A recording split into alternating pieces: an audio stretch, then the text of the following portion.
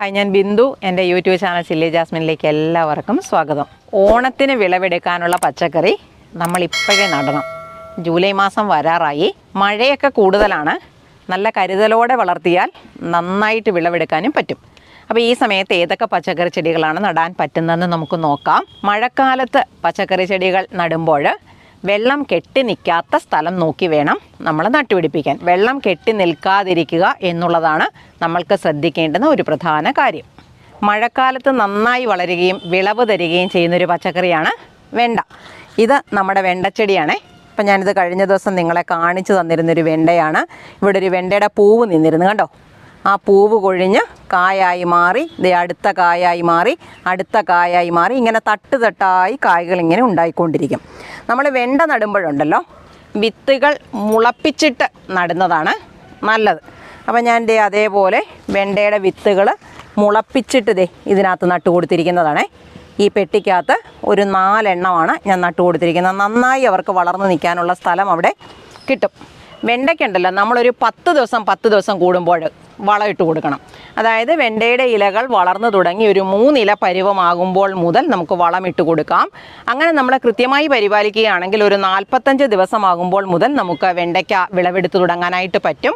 അങ്ങനെ വിളവ് തരാൻ തുടങ്ങുന്ന വെണ്ട ഒരു 3 മാസം വരെ തുടർച്ചയായി വിളവ് തന്നുകൊണ്ടിരിക്കും. നമ്മൾ കൃത്യമായി വളം കൊടുക്കുകയും അതുപോലെ കീടങ്ങളുടെ ശല്യങ്ങളുണ്ടെങ്കിൽ അതൊക്കെ നോക്കി മാറ്റുകയും ചെയ്തുകൊണ്ടിരുന്നാൽ മതി. ജൂലൈ മാസത്തിൽ നട്ടുപിടിപ്പിക്കേണ്ടുന്ന മറ്റൊരു പച്ചക്കറിയാണ് തക്കാളി. ഇപ്പം ഈ തക്കാളി വളർന്ന് പൂവിടാറായതാണ്. ചെറുതായിട്ട് 1-2 കായൊക്കെ ഇതുണ്ടോ, ഒരു കാ പിടിച്ചു തുടങ്ങിയിട്ടുണ്ട്.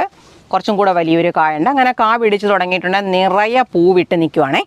തക്കാളി നമുക്ക് പാകി മുളപ്പിച്ച് തൈകളാക്കി മാറ്റാം.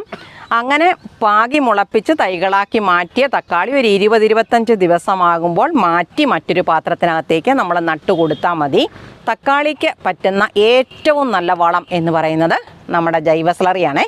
ജൈവ സ്ലറി എന്താണെന്ന് അറിയാൻ മേലാത്തവർ ആരെങ്കിലും ഉണ്ടെങ്കിൽ, അതുപോലെ ജൈവ സ്ലറി ഉണ്ടാക്കുന്നത് എങ്ങനെയാണെന്ന് അറിയാൻ മേലെങ്കിൽ ചില്ലി ജാസ്മിൻ ജൈവ സ്ലറി എന്നടിച്ചു കൊടുത്താൽ നമ്മൾ ജൈവ സ്ലറി ഉണ്ടാക്കുന്നത് എങ്ങനെയാണെന്ന് കാണാം. ഓണത്തിന് വിളവെടുക്കാനായിട്ട് നമ്മളിപ്പം നട്ടുപിടിപ്പിക്കേണ്ടുന്ന മറ്റൊരു പച്ചക്കറിയാണ് പച്ചമുളക്. അപ്പം പച്ചമുളകും നമ്മൾ തക്കാളിയുടെ കാര്യം പറയുന്നത് പോലെയാണ്. പാകി മുളപ്പിച്ച് കഴിഞ്ഞാൽ ഒരു 20-25 ദിവസമാകുമ്പോൾ മാത്രമേ മാറ്റി നടാവൂ.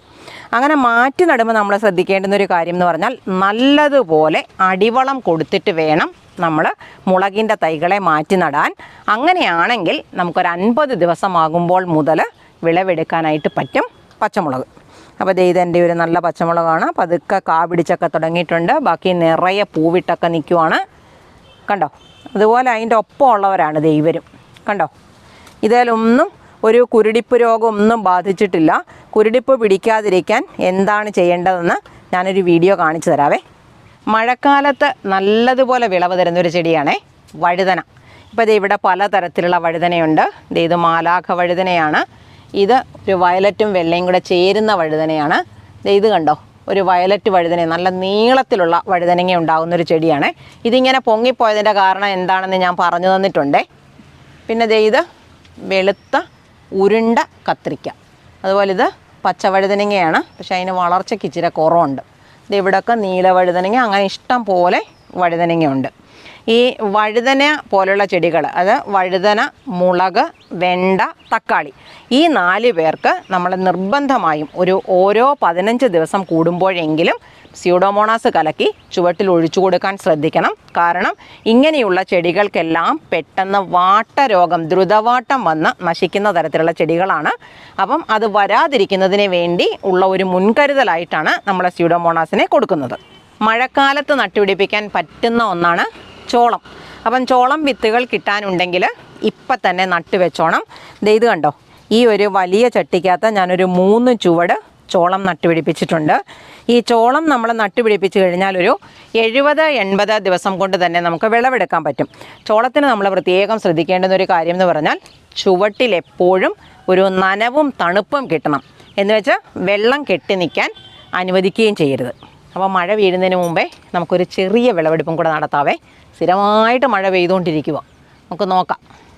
ചെടികളെ പടർത്താനുള്ള സൗകര്യം നമുക്കുണ്ടെങ്കിൽ പാവൽ, പയറ്, പടവലം, മത്ത, കുമ്പളം അങ്ങനെയുള്ള പടരുന്ന എല്ലാ ഇനം ചെടികളും നമുക്കിപ്പോൾ വളർത്തി കൊടുക്കാവുന്നതാണ്. ഇപ്പം ഞാൻ ഈ ജൂലൈ മാസത്തെ കൃഷിക്ക് വേണ്ടി നടാനായിട്ട് ദേ ഇത്രയും വിത്തുകൾ വെള്ളത്തിലിട്ട് വെച്ചിട്ടുണ്ട്. ഇപ്പം വെണ്ടയുടെ തൈകളൊക്കെ നമുക്കുണ്ട്, മുളകിൻ്റെ തൈകളൊക്കെ ഉള്ളത് കൊണ്ടാണ് നമ്മളത് നോക്കാത്തത്. ഇത് സ്പോഞ്ച് ഗാർഡ് എന്ന് പറയുന്ന ഒരിനം പീച്ചിലാണ്. പിന്നെ ഞാൻ ദേ ഇതിനകത്ത് മത്തയുടെ കുരു ഇട്ടിട്ടുണ്ട്, അതുപോലെ സാലഡ് കുക്കുംബറിൻ്റെ വിത്തുകൾ ഇട്ടിട്ടുണ്ട്, ചുരക്കയുടെ വിത്തുകൾ ഇട്ടിട്ടുണ്ട്. അതുപോലെ ഇത് വരയൻ പീച്ചിലാണ്. ഇപ്പം തന്നെ നമ്മൾ മഴ പെയ്തു തുടങ്ങിയിട്ടുണ്ട്, അതുകൊണ്ടാണ് ഞാനിത് മണ്ണിലേക്ക് ഇട്ട് കാണിക്കാത്തത്. മഴയില്ലെങ്കിൽ നമുക്കൊരു വിളവെടുപ്പിന് ശേഷം ഇവനെ കൂടെ ഒന്ന് നടാം. നമുക്ക് ദേ ഈ വെണ്ടയ്ക്ക ഒന്ന് വിളവെടുക്കാവേ. കഴിഞ്ഞ ദിവസം നമ്മൾ വെണ്ടയെല്ലാം വെട്ടി വിട്ടിരിക്കുന്നത് കൊണ്ട് വിളവെടുക്കാനുള്ള വെണ്ടയ്ക്കയുടെ എണ്ണം ഇപ്പോൾ ഇവിടെ കുറവാണേ. പിന്നെ ദേ ഈ ഒരു പാവയ്ക്ക ഭയങ്കര മഴയാണ്. നമ്മളിപ്പോൾ ഈ മോളിലെല്ലാം വെള്ളം പിടിച്ച് കിടക്കുന്നതുകൊണ്ടുണ്ടല്ലോ, നമ്മൾ ഈ കാ പറിക്കാനായിട്ട് നോക്കുമ്പോൾ നമ്മുടെ ദേഹത്തോട്ടും എല്ലാം വെള്ളം വീഴും. ഇവിടെ ഒരു പാവയ്ക്കയുണ്ട്, അതേപോലെ ദേ ഇതൊരെണ്ണം കത്രിക കൊണ്ടാണ് മുറിക്കുന്നെങ്കിൽ വെള്ളം വീഴാതിരിക്കും.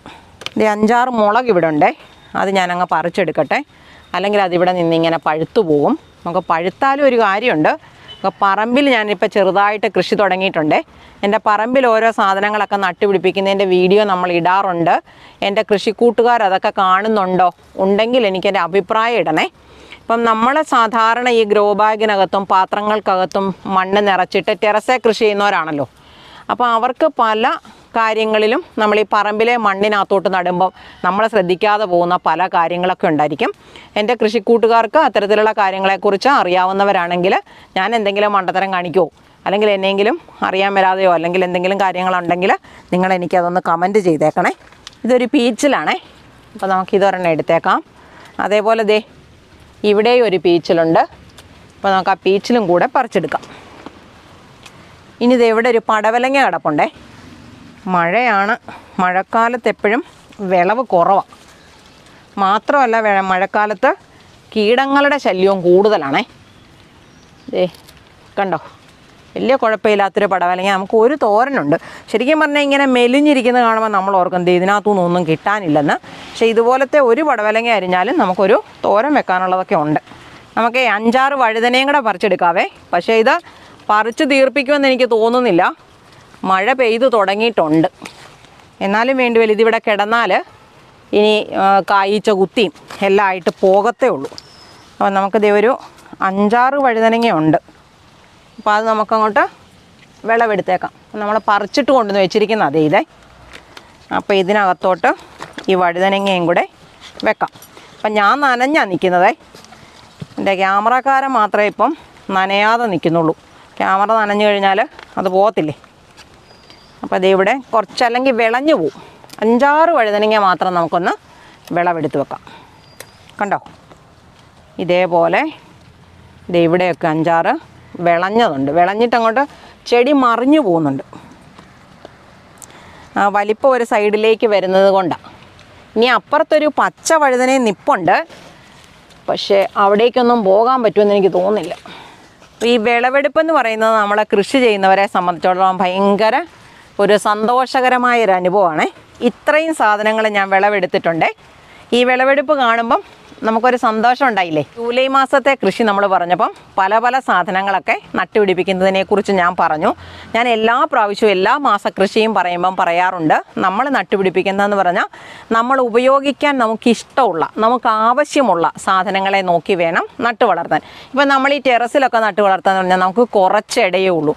എല്ലാ സാധനങ്ങളെയും നടുക എന്നുള്ളതിലുപരി നമുക്ക് ആവശ്യമുള്ളവയെ നട്ടെടുക്കുക, അതിനുള്ള സ്ഥലമാണ് നമുക്കിവിടെ കിട്ടുന്നത്. ഞാനിന്ന് കുറേയധികം പച്ചക്കറി ഇനങ്ങളെക്കുറിച്ചൊക്കെ പറഞ്ഞിട്ടുണ്ട്. അതിൽ നമുക്ക് പറ്റുന്നതും നമ്മളുടെ സ്ഥലത്തിന് അനുയോജ്യമായിട്ടുള്ളതും സ്ഥല സൗകര്യത്തിൻ്റെ പരിമിതികളെ ഉൾക്കൊള്ളുന്നതും ഒക്കെ ആയിട്ടുള്ള പച്ചക്കറികൾ വേണം നമ്മൾ നട്ടുപിടിപ്പിക്കാൻ. എൻ്റെ വീഡിയോ ഇഷ്ടമാവുകയാണെങ്കിൽ എനിക്കൊരു ലൈക്ക് തരാനും സബ്സ്ക്രൈബ് ചെയ്യാത്തവരാരെങ്കിലും ഉണ്ടെങ്കിൽ സബ്സ്ക്രൈബ് ചെയ്യാനും മറന്നു പോകല്ലേ. ഇതേപോലെ ഉപകാരപ്രദമായ മറ്റൊരു വീഡിയോയുമായി നമുക്ക് അടുത്ത ദിവസം വീണ്ടും കാണാം.